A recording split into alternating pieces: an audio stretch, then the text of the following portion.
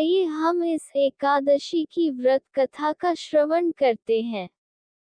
अर्जुन ने भगवान श्री कृष्ण से कहा, हे मधुसूदन, आपने फाल्गुन मास के शुक्ल पक्ष की एकादशी अर्थात अमल की एकादशी के बारे में विस्तार पूर्वक बतलाया।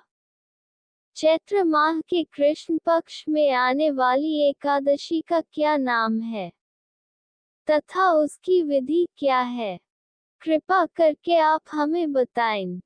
भगवान श्री कृष्ण ने कहा, हे अर्जुन, चैत्र मास के कृष्ण पक्ष की एकादशी को पापमोचनी एकादशी के नाम से जाना जाता है। एक बार की बात है, पृथ्वीपति राजा माधाता ने लोमश ऋषि से यही प्रश्न किया था जो तुमने मुझसे किया है। अतः जो कुछ भी ऋषि लोमश ने राजा माधाता को बतलाया, वही मैं तुमसे कह रहा हूँ। राजा माधाता ने धर्म के गुह्यतम रहस्यों के ज्ञाता महर्षि लोमश से पूछा, हे ऋषि श्रेष्ठ, मनुष्य के पापों का मोचन किस प्रकार संभव है? कृपा कर कोई ऐसा सरल उपाय बताएं जिससे सभी को सहज ही पापों से छुटकारा मिल जाए। महर्षि लोमश ने कहा, हे नृपति, चैत्र मास के कृष्ण पक्ष की एकादशी का नाम पापमोचनी एकादशी है। उसके व्रत के प्रभाव से मनुष्यों के अनेक पाप नष्ट हो जाते हैं। मैं तुम्हें इस व्रत की कथा सुनाता हूँ, ध्यानपूर्वक श्रवण करो। प्राचीन समय में चैत्रर्थ नामक एक वन था। उसमें अप्सराएं किन्नरों के साथ विहार किया करती थीं। वहां सदैव वसंत का मौसम रहता था, अर्थात उस जगह सदा अनेक प्रकार के पुष्प खिले रहते थे। कभी गंधर्व कन्याएं विहार किया करती थीं, कभी देवेंद्र अन्य देवताओं के साथ क्रीड़ा किया करते थे। उसी वन में मेधावी नाम के एक ऋषि भी तपस्या में लीन रहते थे। वे शिव भक्त थे। एक दिन मंजू घोषा नामक एक अप्सरा ने उनको मोहित कर उनकी निकटता का लाभ उठाने की चेष्टा की। इसलिए वह कुछ दूरी पर बैठ वीणा बजाकर मधुर स्वर में गाने लगी। उसी समय शिव भक्त महर्षि मेधावी को कामदेव भी जीतने का प्रयास करने लगे। कामदेव ने उस सुंदर अप्सरा के भ्रू का धनुष बनाया, कटाक्ष को उसकी प्रत्यंचा बनाई और उसके नेत्रों को मंजू घोषा अप्सरा का सेनापति बनाया। इस तरह कामदेव अपने शत्रुभक्त को जीतने को तैयार हुआ। उस समय महर्षि मेधावी भी युवावस्था में थे और काफी हृष्ट पुष्ट थे। उन्होंने यज्ञोपवीत तथा दंड धारण कर रखा था। वे दूसरे कामदेव के समान प्रतीत हो रहे थे। उस मुनि को देखकर कामदेव के वश में हुई मंजू घोषा ने धीरे धीरे मधुर वाणी से वीणा पर गायन शुरू किया, तो महर्षि मेधावी भी मंजू घोषा के मधुर गाने पर तथा उसके सौंदर्य पर मोहित हो गए। वह अप्सरा मेधावी मुनि को कामदेव से पीड़ित जानकर उनसे आलिंगन करने लगी। महर्षि मेधावी उसके सौंदर्य पर मोहित होकर शिव रहस्य को भूल गए और काम के वशीभूत होकर उसके साथ रमण करने लगे। काम के वशीभूत होने के कारण मुनि को उस समय दिन रात का कुछ भी ज्ञान न रहा और काफी समय तक वे रमण करते रहे।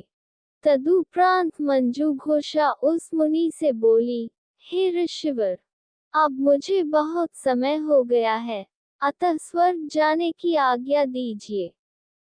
अप्सरा की बात सुनकर ऋषि ने कहा, हे मोहिनी, संध्या को तो आई हो, प्रातःकाल होने पर चली जाना। ऋषि के ऐसे वचनों को सुनकर अप्सरा उनके साथ रमण करने लगी। इसी प्रकार दोनों ने साथ साथ बहुत समय बिताया। मंजू घोषा ने एक दिन ऋषि से कहा, हे विप्र, अब आप मुझे स्वर्ग जाने की आज्ञा दीजिए। मुनि ने इस बार भी वही कहा। हे रूपसी, अभी ज्यादा समय व्यतीत नहीं हुआ है, कुछ समय और ठहरो। मुनि की बात सुनकर अप्सरा ने कहा, हे ऋषिवर, आपकी रात तो बहुत लंबी है। आप स्वयं ही सोचिए कि मुझे आपके पास आए कितना समय हो गया। अब और ज्यादा समय तक ठहरना क्या उचित है? अप्सरा की बात सुन मुनि को समय का बोध हुआ और वह गंभीरतापूर्वक विचार करने लगे। जब उन्हें समय का ज्ञान हुआ कि उन्हें रमण करते 57 वर्ष व्यतीत हो चुके हैं, तो उस अप्सरा को वह काल का रूप समझने लगे। इतना ज्यादा समय भोग विलास में व्यर्थ चला जाने पर उन्हें बड़ा क्रोध आया। अब वह भयंकर क्रोध में जलते हुए उस तपनाश करने वाली अप्सरा की तरफ भ्रिकुटी तानकर देखने लगे।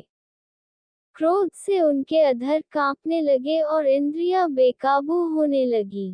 क्रोध से थरथराते स्वर में मुनि ने उस अप्सरा से कहा, मेरे तप को नष्ट करने वाली दुष्टा, तू महापापिन और बहुत ही दुराचारिणी है। तुझ पर धिक्कार है। अब तू मेरे श्राप से पिशाचिनी बन जा। मुनि के क्रोधयुक्त श्राप से वह अप्सरा पिशाचिनी बन गई।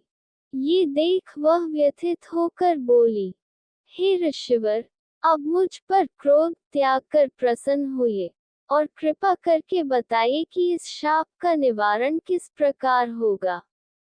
विद्वानों ने कहा है, साधुओं की संगत अच्छा फल देने वाली होती है, और आपके साथ तो मेरे बहुत वर्ष व्यतीत हुए हैं, अतः अब आप मुझ पर प्रसन्न हो जाइए, अन्यथा लोग कहेंगे कि एक पुण्य आत्मा के साथ रहने पर मंजू घोषा को पिशाचिनी बनना पड़ा।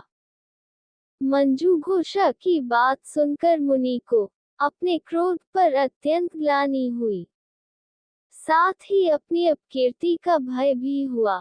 अतः पिशाचिनी बनी मंजू घोषा से मुनि ने कहा, तूने मेरा बड़ा बुरा किया है, किंतु फिर भी मैं तुझे इस श्राप से मुक्ति का उपाय बतलाता हूँ। चैत्र मास के कृष्ण पक्ष की जो एकादशी है, उसका नाम पापमोचनी है। उस एकादशी का उपवास करने से तेरी पिशाचिनी की देह से मुक्ति हो जाएगी। ऐसा कहकर मुनि ने उसको व्रत का सब विधान समझा दिया। फिर अपने पापों का प्रायश्चित करने के लिए वे अपने पिता च्यवन ऋषि के पास गए। च्यवन ऋषि ने अपने पुत्र मेधावी को देखकर कहा, हे पुत्र, ऐसा क्या किया है तूने कि तेरे सभी तप नष्ट हो गए हैं, जिससे तुम्हारा समस्त तेज मलिन हो गया है। मेधावी मुनि ने लज्जा से अपना सिर झुकाकर कहा, पिताश्री, मैंने एक अप्सरा से रमण करके बहुत बड़ा पाप किया है। इसी पाप के कारण संभवतः मेरा सारा तेज और मेरे तप नष्ट हो गए हैं। कृपा करके आप इस पाप से छूटने का उपाय बतलाइए। ऋषि ने कहा, हे पुत्र, तुम चैत्र माह के कृष्ण पक्ष की पापमोचनी एकादशी का विधि तथा भक्तिपूर्वक उपवास करो, इससे तुम्हारे सभी पाप नष्ट हो जाएंगे। अपने पिता च्यवन ऋषि के वचनों को सुनकर मेधावी मुनि ने पापमोचनी एकादशी का विधिपूर्वक व्रत किया। उसके प्रभाव से उनके सभी पाप नष्ट हो गए।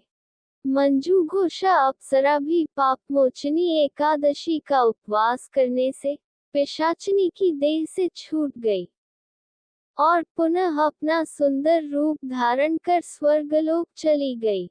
भगवान श्री कृष्ण ने कहा, हे राजन, इस पापमोचनी एकादशी के प्रभाव से समस्त पाप नष्ट हो जाते हैं।